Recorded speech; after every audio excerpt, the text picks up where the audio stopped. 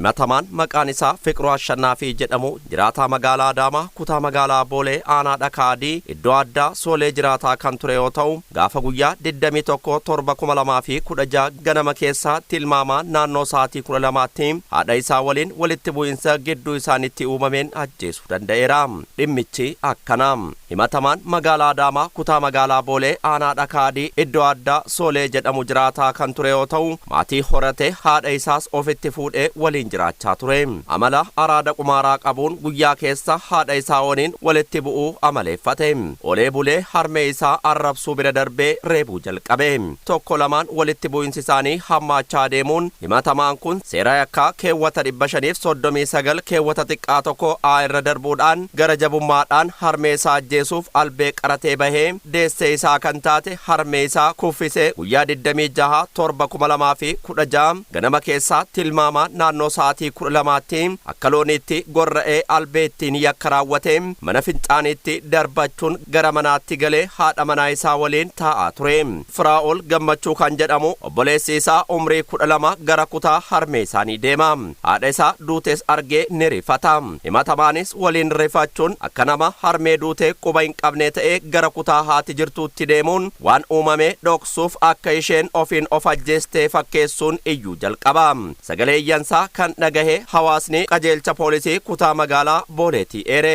Qajeelchi poolisii kutaa magaalaa Boolee qaqqabeesee isa dabalatee maatii isaa to'annoo jala oolchuun himatamaan yakka ajjeechaa gara jabeenyaa raawwachuusaa adda baasee karaa abbaa alangaa magaalaa Adaamaan himatamaa irratti himata bane.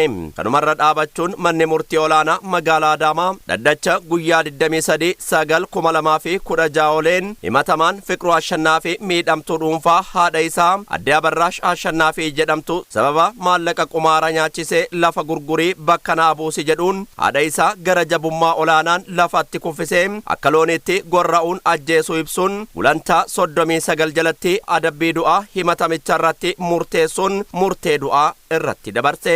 Namoonni dhaddacha ol guutanii gocha dubbachuun nama sururu kana abbootii murtii irraa dhagahaa turanii fi safuu cabetti gaddaa murteen abbaa murtiis maal ta'an eegaa turan murtee madaalawaa dhagahutti gammadan.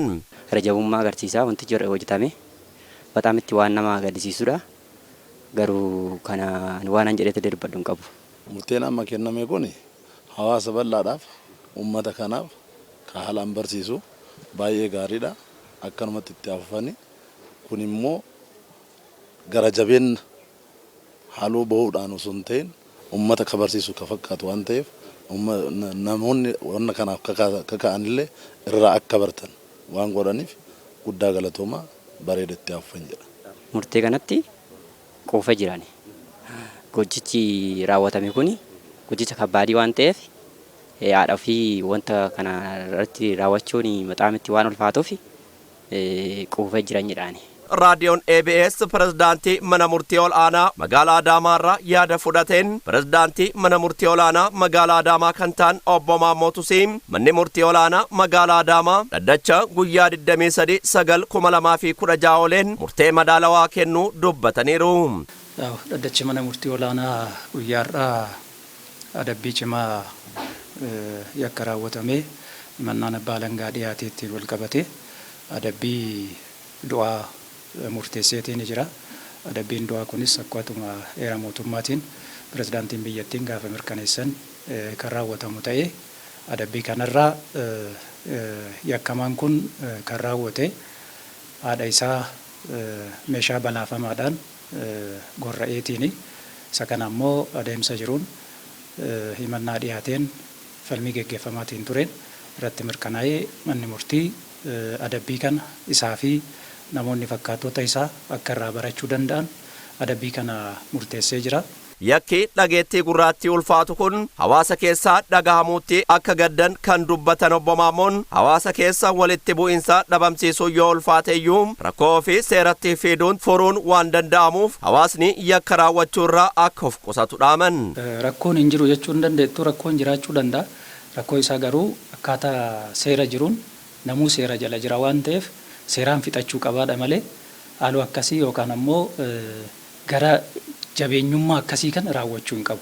Seerri biyyaa jira waan ta'eef seeraan karaa seeraatitti kalaa'ee namuu dhimma isaa yoo rakkoon jiraate gara seeraatitti dhiyaatee seeraan fixachuu qaba malee waan akkasii gochuu gonkumaa akka hin qabnedha.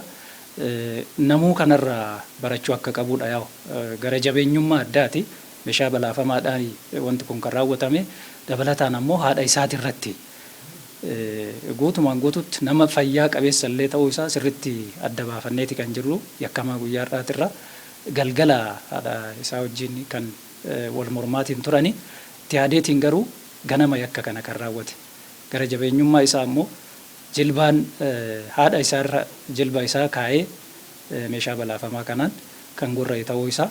Kanaaf wantoonni akkasii kunniin akka hin babal'anne hawaasnis irraa barachuu qaba. Akka waliigalaatitti namni gara seeraatitti eenyullee seera jala jira waan ta'eef haguuggii seeraa jalatti rakkoonis yoo kan jiraate ta'e rakkoo isaa ibsatee sirnaan laallamuufii qaba malee waan akkasii keessa seenamuu akka hin qabne asumaanis haamuun barbaada.